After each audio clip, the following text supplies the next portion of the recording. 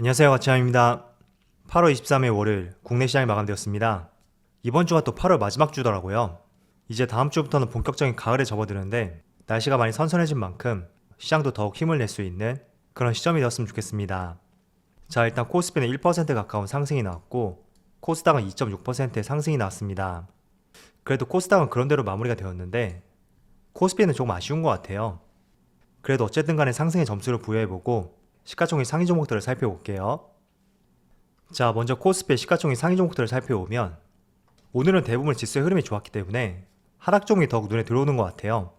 일단 애즈와기 오늘 11%의 급락이 나왔고 여기에 대해서는 제가 뒤에서 한번 말씀을 드려볼게요. 그리고 카카오뱅크도 하락이 나왔고 SK바이오사이언스도 하락이 나왔습니다. 지금 이 종목들은 LG화학처럼 악재가 있는 것은 아니고요. 아마도 그동안 시장을 주도했던 종목이었으니까 오늘처럼 지수가 반등이 나온 자리에서 약간의 차익 매물이 나올 가능성이 높다고 볼 수가 있습니다. 그리고 코스닥. 자, 코스닥은 유일하게 카카오게임즈만 하락이 나왔고 그리고는 셀트리온 관련주들의 흐름이 상당히 좋았습니다. 셀트리온의 코로나 항체 치료제가 미국과 유럽 진출에 임박했다는 굉장히 기대감이 높일 수 있는 재료가 나오면서 오늘 코스닥 내에서 가장 돋보였던 것 같습니다. 자, 그럼 수급을 한번 살펴보겠습니다. 자, 오늘 코스피의 수급을 살펴보면 외국인이 오늘 소폭의 순매도가 나왔고 기관이 혼자 순매수를 보여주었습니다. 그리고 코스닥. 자, 오늘 코스닥은 기관과 외국인의 동반 순매수가 들어왔고 외국인이 정말 대량으로 순매수를 보여주었네요. 그리고 기관도 많은 규모의 순매수를 보여주었고 확실히 이런 부분이 코스피보다는 코스닥 쪽에서 지수의 강한 상승을 이끌었던 원인이었다고 볼 수가 있습니다. 그리고 12거래 만에 처음으로 상승이 나왔던 삼성전자. 오늘 상승이 나왔음에도 불구하고 외국인은 여전히 순매도를 보여주고 있고 기관과 개인이 순매수를 보여주었습니다. 그리고 오늘 꽤나 큰 상승을 보여주었던 카카오는 오늘 기관과 외국인의 대량 순매수가 들어왔고 외국인이 많이 순매수를 보여주었네요. 그리고 LG화학. 그동안 약세장에서 외국인이 순매수를 연이어 이어갔었는데 오늘은 대량의 순매도가 나왔고 기관과 개인이 순매수를 보여주었습니다. 그리고는 좋은 내용과 함께 3사가 모두 상승이 나왔던 셀트리온. 마찬가지로 기관과 외국인의 대량 순매수가 들어왔네요. 자, 그럼 주체별 매매 동향에 대해서 살펴보도록 하겠습니다. 8월 23일 외국인이 가장 많이 매수한 종목은 카카오, 셀트리온, 삼성 SDI, 셀트리온 헬스케어, 에코프로비엠 이렇게 5종목을 순매수 상위종을 올렸습니다. 이어서 기관을 살펴보면 삼성전자, 셀트리온, SK이노베이션, SK머티리얼즈, 셀트리온 헬스케어 이렇게 5종목을 순매수 상위종을 올렸습니다. 자, 오늘 다행히도 국내 시장에 반등이 나왔습니다. 그동안 미국 시장과 디커플링 현상을 보여주었기 때문에 아마 오늘 시장을 의심하신 분들이 굉장히 많았을 거예요. 물론 저도 기대를 했었는데 크게 기대하지 않는 쪽에서 마음을 정했었고 그런 와중에 이렇게 상승이 나오니까 빨간불이 굉장히 반갑더라고요. 자, 그런데 코스피 지수를 한번 볼게요. 지금 제가 촬영한 시점이 오후 1시가 조금 넘었는데 다행히도 시간이 지나면서 상승폭이 더 커지는 것 같습니다. 그런데 이게 단기 하락에 대한 기술적 반등인지 아니면 추세를 돌릴 수 있는 첫 신호탄인지 이 점에 대해서는 며칠 더 지켜봐야 될 것 같아요. 지난주에도 소폭의 상승이 있었지만 또 이틀 동안 무너지는 모습이 나왔거든요. 그래서 개인적으로 지금 구간이 바닥일 거라고 생각은 되는데 최근에 시장 흐름을 정말 알 수는 없으니까 내일하고 내일 모레 지수 흐름을 잘 지켜보시면서 만약에 크게 하락에 나오지 않고 금요일 종가를 지켜준다면 낙폭 과대 종목을 중심으로 시장을 한 번 더 긍정적으로 볼 수 있는 시점이 될 것 같습니다. 그리고 코스닥은 지금 2.8% 상승과 함께 코스피보다 오히려 좋은 모습이 나오고 있죠. 그래서 코스피, 코스닥 모두 앞으로 이틀간의 흐름을 잘 지켜보시면서 지난주 금요일 종가였죠. 그 종가를 이탈하지 않는다면 저는 개인적으로 저가에서 매수할 수 있는 좋은 구간이라고 생각하고 있습니다. 자, 지금부터는 제가 3가지 주제에 대해서 한번 말씀을 드려보겠습니다. 첫 번째는 정부에서 이르면 9월달과 10월달에 위드 코로나에 대해서 검토를 하겠다 이런 발표가 있었고 이 내용을 면밀하게 살펴보면 아마도 9월 말이나 10월쯤에 전 국민의 70% 이상이 코로나 백신 1차 접종이 완료가 되고 이제는 코로나 위중 환자와 치명률을 관리하는 쪽으로 방역 대책을 바꿀 수도 있다. 이런 취지의 내용입니다.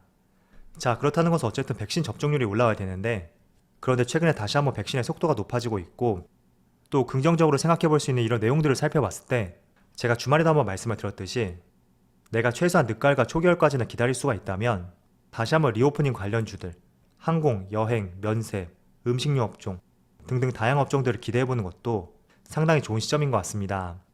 제가 어제는 이 내용을 조금 빠뜨렸었는데 조금 면밀히 살펴보니까 기대할 수 있는 부분이 상당히 많은 것 같더라고요. 그리고 국내에서 아마도 이 정책을 펼치는 가장 큰 이유가 아마도 참조할 수 있는 국가가 있었기 때문이겠죠.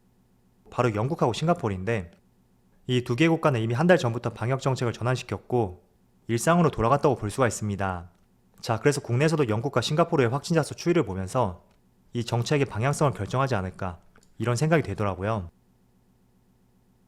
그리고 영국 같은 경우에는 확진자 수가 다시 증가하고 있음에도 불구하고 사망률이 현저하게 떨어졌기 때문에 아마 지금과 같은 정책을 펼치고 있다고 생각이 되고 결국에는 이렇게 사망률이 떨어졌던 것도 백신 접종률이 올라왔기 때문입니다. 그래서 우리가 백신 접종률이 의미 있는 수준까지 올라오는 9월 말과 10월쯤 그때부터는 본격적으로 리오프닝 관련주에 대해서 기대감이 번질 수가 있고 실제로 영국만큼은 이렇게 되지 않는다고 하더라도 충분히 내수 관련주들 저는 지금부터 저가에서 매수할 수 있는 좋은 시기라고 생각하고 있습니다. 물론 여행과 항공 쪽도 기대감으로 상승이 나올 수는 있겠지만 조금은 빠르게 수익으로 직결될 수 있는 부분이 저는 내수와 관련된 종목이라고 생각을 하고 있거든요. 대표적으로 음식료 업종인 하이트진로 이런 종목은 결국에는 소주와 맥주의 판매량에 따라서 또 기업의 실적이 올라갈 수가 있고 새로운 방역 정책으로 바뀌게 된다면 충분히 가을쯤에 사회적 거리두기가 완화될 수 있는 이런 기대감들이 있으니까 오히려 빠르게 실적으로 잡힐 수 있는 가능성도 상당히 높습니다. 자, 잠깐 하이트진로의 주가를 보면 이 종목은 한때 기대감으로 4만원까지 올라갔었는데 델타 변이 바이러스가 확산이 되고 또 백신 보급이 지연이 되면서 지금 주가는 3만원 초반대까지 크게 밀리는 모습이 나왔습니다. 자, 그런데 지금 위치를 살펴보면 지난 2월달 코로나가 본격적으로 지수에 반영되기 직전인 이때의 가격까지 충분히 많이 내려왔거든요. 그래서 지금 실적도 그렇게 나쁘지 않고 또 충분히 종목에 대한 기대감이 꺼진 상황이니까 지금을 저가 매수 기회로서 한번 관점을 가져보는 것도 상당히 좋을 것 같습니다. 다만 즉각적인 변화는 없을 거예요. 저도 이 종목으로 관심을 갖고 있지만 본격적으로 주가의 변화가 있기까지는 최소한 한 달 내지는 연말까지 이 정도의 텀은 고려해야 되는 종목이니까 여러분들도 한번 리오프닝 관련주에 대해서 언제부터 매수하는 게 좋을지에 대해서 적극적으로 한번 검토해 볼 수 있는 시기라고 생각이 되니까 계속해서 관찰을 해보셨으면 좋겠습니다.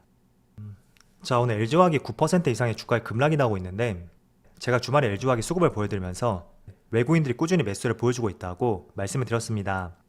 그런데 제가 간과했던 소식이 있었는데 1조 원대 전기차 배터리 리콜 소식이 있었고 이로 인해 코스피는 상승함에도 불구하고 LG화학은 9% 이상의 급락이 나오고 있고 반대로 삼성 SDI는 반사 이익으로 인해 주가에 큰 상승이 나오고 있습니다. 자, 그런데 제가 과거에 리콜과 관련해서 몇 차례 기사를 말씀드린 적이 있는데 리콜로 인한 주가의 하락 저는 충분히 저가의 매수의 기회라고 생각하고 있습니다. 왜냐하면 화제가 됐던 어떤 원인에 의해서 리콜을 했을 경우에는 주가의 하락은 과도하다고 보일 수는 있어도 단기간에 그칠 가능성이 높습니다. 그래서 만약에 이런 부분이 주가의 약세를 보인다면 빨라야 하루 아니면 2, 3일 정도의 약세로 이어질 수는 있겠지만 장기적으로 주가를 누릴 수 있는 그런 재료는 아니거든요. 그래서 LG화학뿐만 아니라 모든 종목이 마찬가지일 겁니다. 특히 리콜하고 연관이 있는 종목이라면 전기차 배터리뿐만 아니라 자동차 관련 종목들 이런 종목들이 될 수 있는데 항상 리콜 이슈가 나오게 된다면 빠르면 하루 아니면 2, 3일 정도의 조정이 나올 수 있기 때문에 오히려 저가에서 매수할 수 있는 좋은 기회로서 접근해보는 것도 좋은 전략이라고 말씀을 드리겠습니다. 자, 과거에도 LG화학에서 리콜 소식이 있었는데 그 당시의 차트 흐름 한번 살펴볼게요. 이때는 5월 26일이었고 지금보다는 규모가 조금 적지만 그래도 4천억 규모의 ESS 배터리 리콜 결정이 있었고 한번 차트를 보겠습니다. 자, 5월 26일 처음으로 리콜 이슈가 나왔을 때가 이 당시거든요. 이때가 약 6.7% 하락이 나왔고 그 다음날까지 이틀 동안 합쳐서 10% 가까운 급락이 나왔습니다. 그리고 주가는 조금 횡보하는 기간을 거쳤지만 그래도 더 이상 하락이 나오지 않고 다시 이렇게 반등하는 모습이 나왔는데 조금 더 과거로 가본다면 작년 11월 14일이죠. 이 당시에는 쉐보레 볼트 EV 자동차에 7만 대 화재 리콜 소식이 있었고 그로 인해 주가의 약세가 이어졌습니다. 차트를 보면 기사가 주말에 발표되었기 때문에 11월 16일 월요일날 차트를 보면 약 4%의 주가의 약세가 나왔습니다. 그런데 하루의 조정에 그치고 주가는 상승이 나왔죠. 자, 그런데 올해와 작년의 차이점이 있다면 작년 LG화학은 추세적으로 상승 흐름을 보여주고 있었던 그런 시점 중에 하나였기 때문에 이런 리콜 소식이 나왔다고 하더라도 조정 기간이 짧았다고 볼 수가 있습니다. 자, 그런데 올해 같은 경우에는 LG화학이 상승보다는 박스권 내에서 움직임을 보여주고 있고 또 하반기 물적 분할 이슈를 달고 있기 때문에 이렇게 리콜 이슈가 나온 뒤에 횡보하는 구간이 길어지고 있다고 바꿔서 볼 수가 있습니다.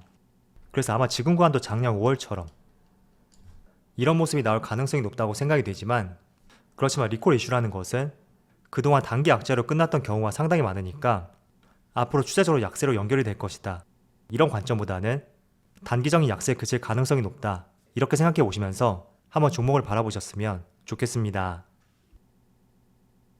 자, 그리고 폴더블폰과 관련해서 말씀을 드려볼게요. 어제 삼성전자의 갤럭시 폴더블 폰이 사전 예약이 무려 80만 대에 가까울 것이고 작년보다 5배 이상 팔릴 수 있다는 굉장히 호전적인 내용이 발표되고 있습니다. 그래서 제가 토요일이었나요? 제가 폴더블폰과 관련된 종목들을 말씀을 드렸는데 오늘 가파른 상승이 나오고 있습니다. 한번 차트를 보면서 말씀 드려볼게요. 자, 먼저 KH바텍. 이 종목은 폴더블폰 내에 힌지 있죠? 접었다 폈을 때 경첩 역할을 하는, 여기에 들어가는 힌지를 만드는 기업인데 오늘만 지금 10% 이상의 큰 상승이 나오고 있고, 또 관련 사업을 하는 유사한 기업, 이 종목은 제가 말씀을 드리지 않았었는데 파인테크닉스라고 있습니다.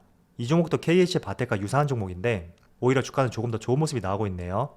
지금 14%의 상승이 나오고 있고, 그리고 세경하이테크, 이 종목은 스마트폰 필름 제조업체인데 오늘만 15% 이상의 큰 상승이 나오고 있습니다.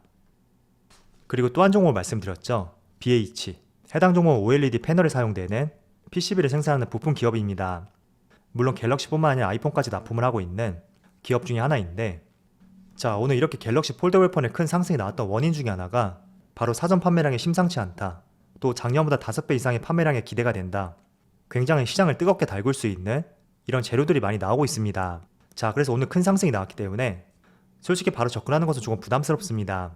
그렇지만 폴더블폰이라는 재료가 살아있기 때문에 저는 계속해서 관심을 가져보되 눌리는 구간이 왔을 때 그런 구간을 활용해 진입해보는 것도 상당히 유효한 종목들이라고 생각을 하고 있습니다. 자, 물론 갤럭시 폴더블폰 뿐만 아니라 폴더블폰 시장은 매년 성장성을 갖추고 있는 하나의 분야라고 볼 수가 있거든요. 그래서 2023년이 되면 아이폰도 출시가 되고 다양한 폴더블폰이 이제 출시가 될 텐데, 이런 성장성을 갖추고 있는 분야로도 한번 접근해보는 것이 투자를 하시는데 상당히 유효할 수도 있습니다. 자, 그래서 제가 3가지 주제에 대해서 말씀을 드렸는데 한번 다양하게 생각을 해보셨으면 좋겠습니다. 자, 그럼 오늘 영상 여기서 마치도록 하고요. 언제나 여러분들의 성공투자를 기원하도록 하겠습니다. 감사합니다.